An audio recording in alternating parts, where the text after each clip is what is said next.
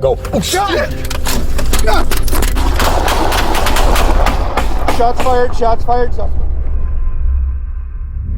On December 21st, 2025, St. Paul police officers located a stolen Buick Envista after General Motors remotely disabled the vehicle on an Interstate 94 exit ramp.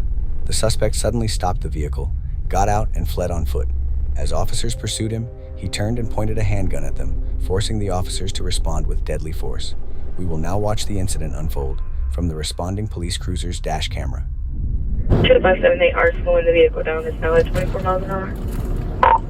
Copy. We're still on the ramp for westbound 94 from 52. The vehicle is slowing. They're bailing.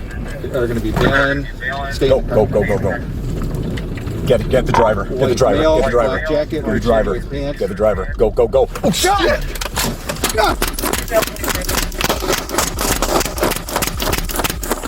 Shots fired, suspect down, shots fired, suspect down.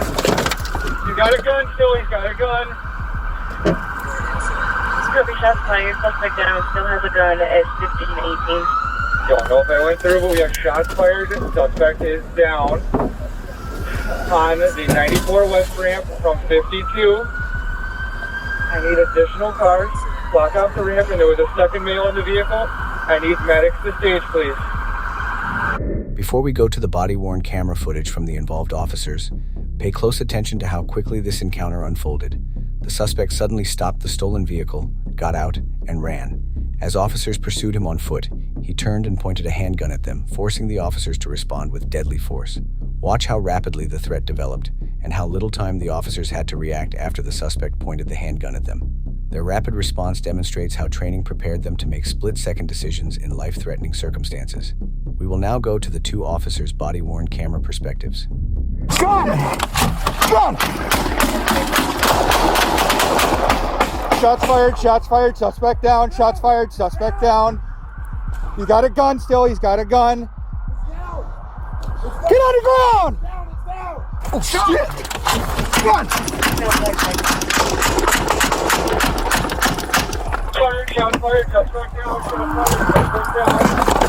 He's got a gun still, he's got a gun. The suspect, identified as 32-year-old Elliot Samuels Vaughn, survived after being shot in the leg. He was later charged with 2 counts of first-degree assault of a peace officer, 2 counts of second-degree assault with a dangerous weapon, and theft of a motor vehicle. As of July 2026, no public findings indicate that the involved officers have been criminally charged. As always, this video is intended for educational purposes to examine tactics, decision-making, and the legal principles surrounding police use of force. Let us know your thoughts in the comments, and if you found this analysis helpful, please like and subscribe. This is Texas Safety Watch, where we break down what legally matters, what tactically matters, and the lessons that can be learned from critical incidents across the country. Until next time, stay aware, stay safe, and God bless. We'll see you in the next case.